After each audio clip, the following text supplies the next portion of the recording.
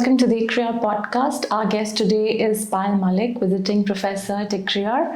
Payal is a public policy economist and she was economic advisor and head of the economic division at the Competition Commission of India for 10 years, from 2012 to 2023. She has in this and in other roles worked on digital markets regulation, and therefore we've invited her to talk to us about a very important judgment ruling that has come out in a US court against Google, where the judges said Google is a monopolist and it has acted illegally to maintain monopoly in the online search. Thank you for coming on the show, Payal. Thank you, Puja. Thanks for having me. Payal, I want to start by requesting you to tell us a bit about this particular case in the US against Google. What has Google done and why it's being called a monopolist? And after we understand that, I'd like to understand from you that if Google makes our life easy, and frankly, when I was preparing for this podcast recording, the first thing I did is I logged into Google and I started reading stuff that came up on Google. And so if it makes our life easy, why should we worry about Google being a monopolist? Yeah, so thank you for this very first question, because the judgment, as you know, is a very important judgment, because it is coming from a US court against a US company. Because all this while it was being maintained that if the United States does not find its big tech companies doing any harm, and there were very few judgments other than EU who had taken on these big tech, then what is the problem? The judgment in very simple terms is basically questioning the way Google has gained its market share. It is the basic thrust of the arguments of the DOJ, who took the case against Google to the appeals court in Washington, D.C., was that Google became good because of certain practices which were not kosher, which were anti-competitive.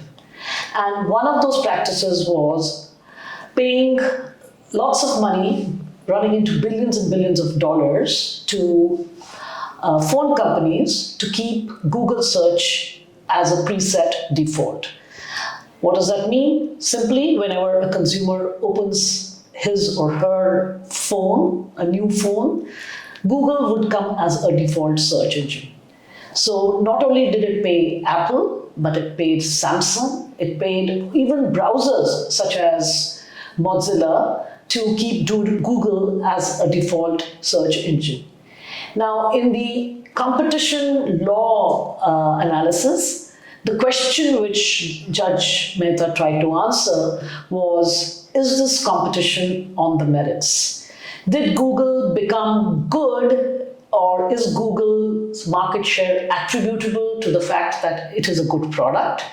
Or is it because Google, through these practices, was able to collect so much of data which was not allowed for other competing firms to do the same, and refine its search to such a level that no other search engine could think of competing with Google? So if Google is so good as it says, why does it need to pay companies like Apple and Samsung? And I think they have paid Apple as much as $18 billion in just 2021, that's 1 year. So if they're so good, why do they need to pay companies to be the default search engine?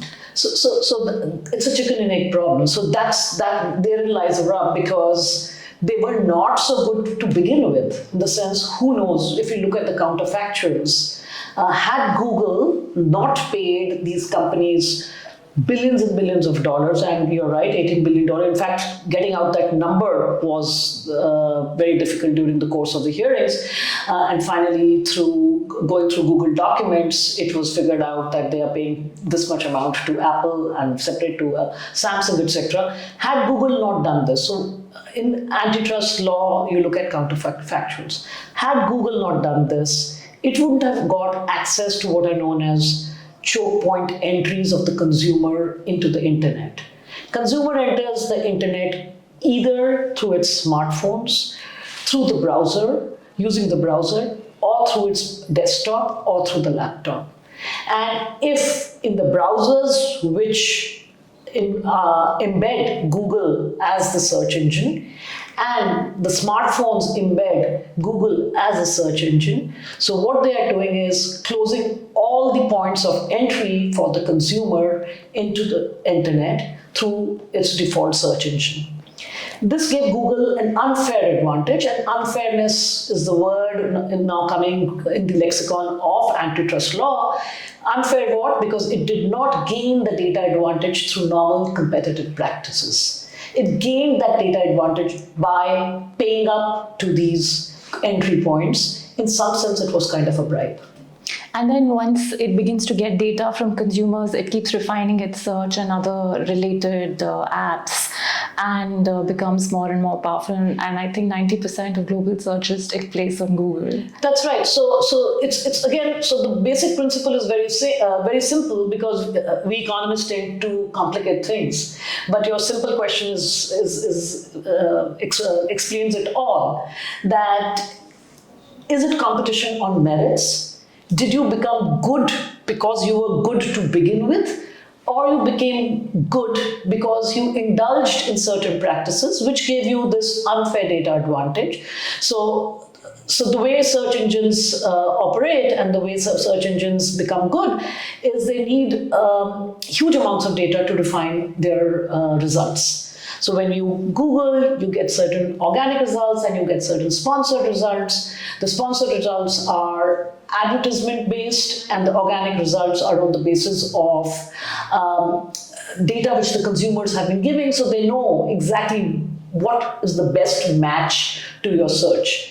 This knowledge is not available to competing search engines because they did not get an entry point, because they did not get into this payment mode so as to bribe, I will use that term, bribe these entry points to keep their search engine as default. But consumers may come back and ask, Payal, that if Google is making my life easy, not just the search engine, but all the various apps, Google Maps, etc., for instance, then what is the harm in Google being a monopolist? Is there something hidden over there that consumers are not understanding in thinking that Google actually makes my life easy? So what's the harm in Google being a monopolist? So Puja, that was the prevalent intellectual underpinnings of competition law also till about a few years ago, till about say 2017, when EU came out with its first order against Google. The intellectual underpinnings were consumer welfare, that if consumer is benefiting from a service, so what needs to be seen is the conduct in the lens of consumer welfare. If there is no quote-unquote consumer harm right now in a static sense, because consumers were getting search for free, consumers were getting access to millions and millions of web pages and search queries were throwing up results which helped consumers give a lot of information, comparing prices across products, etc. So this was accepted, but things changed. Things changed because the intellectual underpinnings of competition law and markets also changed, because now these markets, that is the kind of platform-centric markets, if I may say, because Google is an intermediary between the consumers and the web publishers, and most importantly, between the publishers of advertisements. So Google, in some sense, is connecting us as consumers, the end consumers, with the advertisers. So in doing that intermediary role, or in being that platform, while we are on one side of the platform as consumers, and that was the classic antitrust dilemma, because there were so many demand-side efficiencies. Now, how to pin down a big firm like Google when it was generating so much of efficiencies on this side of the market? Two things happened. The economic frameworks of analyzing such markets changed. We know that though it started way back in 2003 with a classic, means I guess a seminal paper by the Nobel laureate Jean Tirole and Rocher, where they started looking at multi-sided markets, where the consumers are not just us. The consumers in this multi-sided markets also have business users. So in this case, in Google's case, the business users are the people who publish ads, the websites, etc. So for instance, in the case of e-commerce platform, the business users would be the retailers who want to get their inventory sold through a platform, say an Amazon or a Flipkart.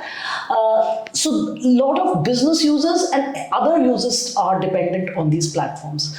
Now, the actions and the rules of governance of these platforms by these, so if you are the owner of the platform, you in some sense become the master of that platform, and you put in or institute certain rules of engagement, both for the consumer side and for the business user side. So what most of these platforms did, from the consumer sides, they were extremely permissive in the sense zero-priced markets. So you are entering into these markets as a consumer, doing search, buying products without paying anything other than for of course the product, but you're not giving any commission to the platform for being able to connect you to the retailer. And so they created what is known as a critical mass on this side of the market, that is the consumer side. And for producers, if they needed visibility, if they needed access, and similarly, the advertisers, if they needed eyeballs, they had to engage with this dominant platform. So the economics of it made it dominant. So that is also true. The network effects make these platforms very dominant. But the rules which these platforms then impose on the business side of the platform were increasingly getting to be unfair and exploitative. And so this had economy-wide ramifications beyond just the consumer.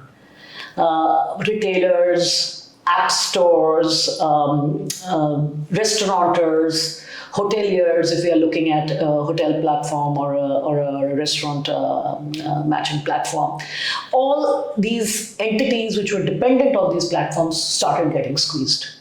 And if they are getting squeezed, means in a general equilibrium sense, those producers are also consumers.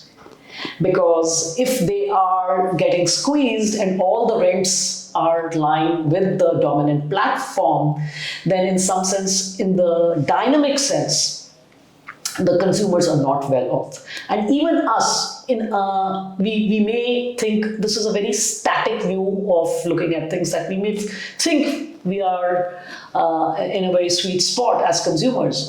But we do not know two things. First of all, we don't have any choice. We are so dependent on one of these major platforms for whatever we transact. Second, though now there's a huge amount of awareness, we do not know the amount of data which we are parting with is actually getting concentrated in the hands of these platforms. And in a dynamic sense, we do not know what will be. So that's a degradation of quality in some sense. So price is one thing, but data extraction means that your quality is getting compromised. The question which will come is, I don't care about my privacy, how does it matter? I think that must be next question. How does it matter if my data is being extracted, as long as I get targeted advertisements, as long as I get the products at the price I want to? But then that becomes a public policy question, because public policy aggregates many preferences. Public policy is not about just individual preferences. And from a public policy context, data extractivism, that is extracting data without the consent of the user, or even with the consent, disproportionate data, not proportionate to the service which you are giving, in order to serve your ad business, or in order to create products which would limit competition. So that is the dynamic aspect of the way these platforms work, and that has now become very obvious. And therefore it is important from a public policy perspective that to get these platforms under some set of rules, under some set of antitrust sanctions, so that they behave in a certain way that the economy-wide ramifications, the kind of ill effects on the economy get diluted because of their concentration of market power. In fact, Microsoft's Satya Nadella testified that because Google was locking Microsoft out of searches, therefore they were not getting to scale up, and they don't. Therefore, they're going to be constrained in building artificial intelligence, and that might be something to worry about. Though I'm not sure if the judge accepted that claim or not. No, it's a very important point, because if this is what related to data. Yeah, this was a submission. This was a you build artificial intelligence using data. Exactly. So now I was just talking about dynamic competition. So we are now into a second layer of, or a second phase of dominance, because had it been for this data, the artificial intelligence uses these, you have to create these large language models on which the artificial intelligence applications work. And it's not a surprise, lo and behold, the largest creators of these large language models are Google, Meta, and not Microsoft. Microsoft could not do it on its own, precisely because it did not have the advantage of the data which is required to train these large language models. So this data which was collected through their various businesses, and that is what happens, because when data gets collected, it is not just to serve one particular business. So when Google is collecting data for its search business, it is used, so the data is what is known as a modular input. If you play those Lego blocks, and so from those Lego blocks you can create anything. So once you have data as a modular input, you can put it into millions of services, and because you have the data advantage, you would be in each and every possible service. And so you create an ecosystem by getting into adjacent markets, by using this modular data, and such that no other competitor, and now you're talking about Microsoft not having a chance in hell to get into AI, though they have circumvented it, and I'll talk about it a little later. So they don't have a chance in hell. Similarly, I was at a conference, and I was told that Tata in India basically cannot wants to develop apps, but cannot sell its app or cannot make users come to its apps, because Google has exploited the network effects through its policies in the App Store and through its policies in the Google Android, that was the CCI case, Google Android ecosystem, where it bundled Google Search, Google Mail, Google Maps, and a suite of other applications. So Tata cannot now enter. So that's where I think as consumers we should be worried that we may think that Google service search engine especially, but also all the other apps, what you're calling the ecosystem, which Satya Nadella called the Google Web, where you begin to use one of their products and they'll quickly get you onto the others, and then you just stick with them and they have all your data, and then others like Tata's are not getting access to your data, and they cannot offer perhaps better products and services that they would have if they had your data. So that's how I suppose consumers have to worry about these things as well. Yeah, spot on, because the choice is getting limited. So these are not only known as ecosystem, they are known as walled garden ecosystems. That you seem to be in a very comfortable garden, because frankly speaking, you move from one device to the other and you want to stay in the same device ecosystem, because these devices can talk to each other, and the consumer is in a kind of a walled garden and does not care, because it doesn't realize they are in a world. And don't even realize in the first place. And in this, they don't care because they don't realize that what does not having a choice means. And that's why it's regulation is all about someone else taking a position or someone else deciding for the public at large. And this is, I think, I'm a total non-interventionist otherwise, in the sense minimal intervention. I won't say a non-interventionist. Regulation is important, but minimal intervention. But this is the rarest of the rare cases, because it cannot be left to the market forces alone to address these problems. Otherwise, in a normal market, there would be some contestability. There would be some entry. A new entrant may come and dislodge the incumbent. But here, due to data advantages, that dislodging is not possible. And as you pointed out in AI, so what Microsoft had to do, it had to get into some kind of a partnership with OpenAI. And that itself is an antitrust issue that we can discuss whenever we have more time. But let's come to India.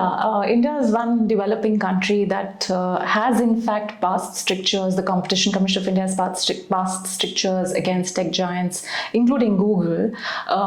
What's happening here in India on big tech and regulating big tech? So the Competition Commission has been very active, and as I said, it also was in line with the change in economic philosophy when it comes to dealing with big technology firms. The first Google order, in fact, came out in 2017, but it did not create so much noise. The reason being, it was a very small contravention which was taken into account, which was not addressing the ecosystem issues.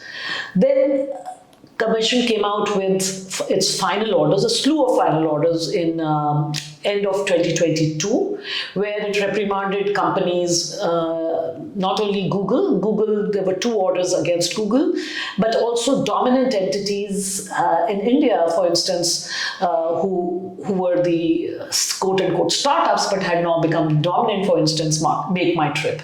So 3 final orders, and the common thread running across those final orders was the conduct or the behavior of these firms was such that it was harming competition. And so the philosophy changed from just a consumer welfare perspective to looking at harm to competition, and harm to competition such that there could be, in a dynamic sense, harm to the consumer as well.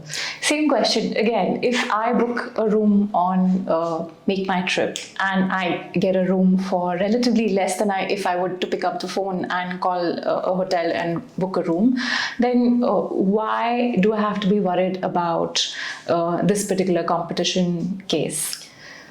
So you, of course, and that's the dilemma, as I said, there have been unparalleled benefits when you're comparing it with the bricks and mortar service. So you do get a variety of rooms. You can compare the prices on the portal. You go to Make My Trip, you can check out prices at different dates, etc. You can make a much more informed decision. And you get a hotel at a price which, of course, which may not be true for certain hotels. There also I'll distinguish. For instance, the large hotel chains, now for instance, the 5 stars and the 7 stars, they have almost having a dual system. That is, they like to be discovered on the platform, but they have started offering competitive prices on their own online listing. But that being said, you do get better prices and better choice and information, but you do not know what would have been the price had you gone to another competing platform. So we are talking, and that's why in competition law it's very important to define relevant markets. So the relevant market is not just booking of hotels. The relevant market is the intermediation services for hotel booking provided by platforms, provided by an intermediary such as, and in that Make My Trip happens to be dominant. So what the commission looked at was the conduct of Make My Trip. So again, if you look at the individual conduct, it may be very difficult to pin the company for anti-competitive harm because it was providing deep discounts. So now, whether or not what are these discounts? Are these discounts actually giving a price advantage to the consumer. And I'll tell you how the Commission came to a decision that it was not. Exclusivity, that means not all hotels could place their inventory on Make My Trip, which was a dominant entity. It got into an exclusive partnership with franchisee hotels, OYO in this case, to the detriment of other franchisee hotels such as Fab and Tribu.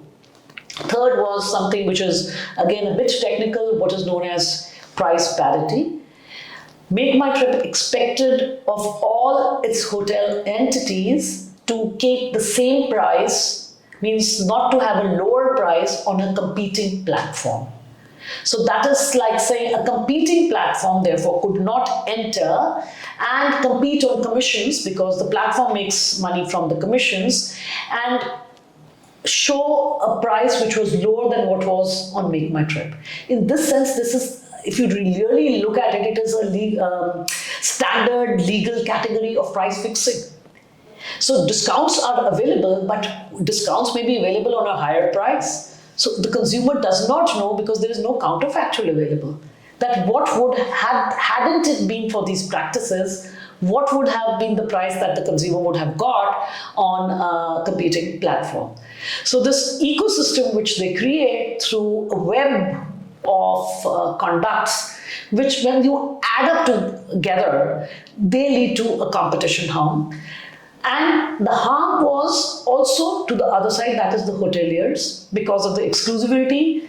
Some of the hotels which had to be on the dominant platform were not allowed if they didn't meet with the conditions which Make My Trip had imposed on them, and sometimes very onerous conditions. And for visibility, because they had to be on Make My Trip, they had to pay higher commissions. They could not go to competing platforms if they did not meet the conditions which Make My Trip had imposed on them. And so in that sense, the commissions from these hoteliers was financing the deep discounts and the discounts. And as I said, the price discovery did not happen. So we do not know the final price which the consumer is paying is actually cheaper than what it would have paid had it been on a competing platform. Payal, there's a global mood on curbing the power of big tech, and for reasons you explained. In the US, this is being called a landmark case, the Google case, because it's likely to have repercussions on other similar cases. The US government has sued big tech companies for instance, Amazon. They've sued, the FTC has sued because they feel that they're squeezing sellers on their online marketplace. Apple, they have sued because they feel that once you buy an iPhone, Apple doesn't allow you to ditch it. It makes it very difficult for you to buy another different brand phone. And although Google will obviously go into appeal in this particular case, and we don't yet know what remedies will be passed by the court, but there is because of the political scene, I suppose, there is a mood we are seeing also in the EU. There is a Digital Markets Act to comply with which Google is in fact voluntarily changing some of its business practices. India is also discussing competition legislation for digital markets. What's your take on that? Is our current legal framework good enough, or do we need a new law? What this new law, if we need it, should be doing? So competition law, the legal framework in the sense that India's competition law is a modern competition law. So the philosophy of a modern competition law is to intervene, so be a kind of a guardian of the competitive process. Okay, so let the markets work, and if the competitive process is being harmed by an individual firm or the act of an individual firm, then that needs to be prescribed through ex post intervention. That means you look at the behavior, adjudicate and first of all, there's a process in the sense if there is a behavior which has come to light either through information or through a suo moto act, means in the commission can also suo moto investigate. That information or that conduct goes for under investigation. Then the investigator has to basically subpoena all the participants, in the sense the informant, the people who are getting harmed, the third parties, etc. Go through entire legal process, and I'm not undermining the legal process because after all, any law, whether it's an ex ante or an ex post, whether through rules or through an intervention ex post, all that what was and then determine whether or not that conduct is anti-competitive. But now what has happened, now it is now known over the past few years, certain conducts of these big tech firms in various ecosystems have been known to be anti-competitive. Things like bundling of their own products on the platform, or self-preferencing their products on the platform by manipulating the algorithm. The data usage practices, that is indiscriminate, disproportionate extraction of data in the use of services for the consumer, and claiming private property rights on that.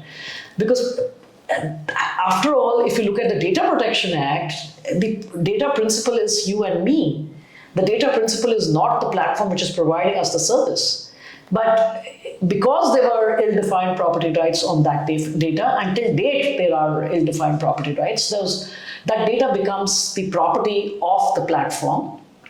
And it uses that data to get into adjacent markets, causing exclusionary harm to other competitors. That means other competitors cannot enter. So most of the conduct of these big tech companies has been known not only through adjudication in India, but all over the world, as to be quite a few categories of competition harm have been identified.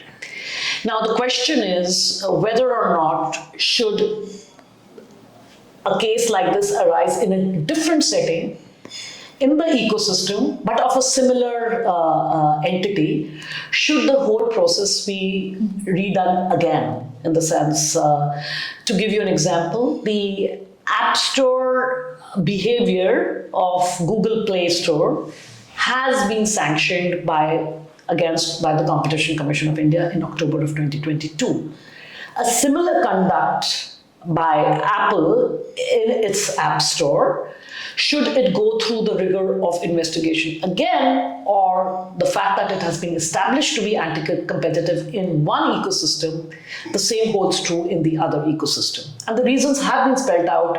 Now, the choice before the regulators was to carry on with the competition law, which is very, very process intensive, which requires a lot of, not only process intensive, then it goes through an appeal process. And the remedies which competition law can give are, now competition authorities have started giving behavioral remedies also as a part of their competition toolkit. But by the time finality is arrived at a case, the markets have already dipped. The markets, it will be so difficult to change the markets. So it's kind of a way to therefore bring these competition rules into a codified legislation. And the digital competition law, which is different, and I do maintain digital competition law is different from the DMA, because it believes in it is more participatory regulation. So the digital competition law has not spelled out some of the what you call no-go areas when it comes to these big tech companies. Means you cannot, for instance, tie and bundle, you cannot do any self-preferencing, how do you use your data? So there are certain rules placed under the obligations chapter of the digital competition law. But unlike the DMA, it allows for regulations to be drafted by the competition authority so that it is not very prescriptive to begin with. So there would be kind of a possibility of a stakeholder consultation and a dialogue on those regulations when those conducts are imposed. So this is just, as I was saying in the beginning of our conversations, it is just replacing the platform being the regulator of its own platform, being replaced by certain rules to be given from outside, from the regulator. Because when platform was doing it, it was doing it to the detriment of the users. And when I'm saying the users, the business users. So this unequal bargaining power, that imbalance between the users of the platform and the owner of the platform had to be taken care of, so such that to bring in rules of fairness, contestability, transparency. Fairness, contestability, and transparency are very, very difficult to, I'm not saying they cannot be, but very, very difficult to bring in through the competition law route, because it's extremely time consuming, and not fairness is is kind of impossible. It's a question of fairness. Fairness is not embedded in our competition law. It is only embedded for extra dominant entities who are super dominant. There is a chapter on abuse of dominance in the competition law, but fairness is limited to practices only by dominant entities, but not to entities with market power. So therefore, it's good to debate whether or not we should have a set of rules. It will make market corrections quicker. And there is a lot of hue and cry amongst the stakeholders because they think that this is going to impinge upon innovation. But I don't think so. Then any law, any rule, any regulation is innovation harming. So the idea is, and it's precisely that idea, it is for the regulators to come out with. So that's a very archaic view about regulations. Because regulations are seen, I was listening to something like the Factories Act of 1948, where the nature of the paint on your factory, wall is also prescribed. So we are in a new world of regulations where it's more participatory. And this kind of regulation has been happening in the financial sector. What SEBI does is precisely this, sets rules for the entities for their conduct. So I think it's a time that we should experiment with some kind of rules, conduct-based behavior to rebalance the distortion of balance which has taken place between the business users and the platforms. Thank you, Payal. So much is happening in the digital space, and therefore a lot needs to come from the regulators in response, and also authorities that write regulations. Please come again on the show. We'll keep talking about these matters. Yes, I feel passionate about them, so I may have gone a bit overboard, but thank you so much. Thank you, Puja. Thanks.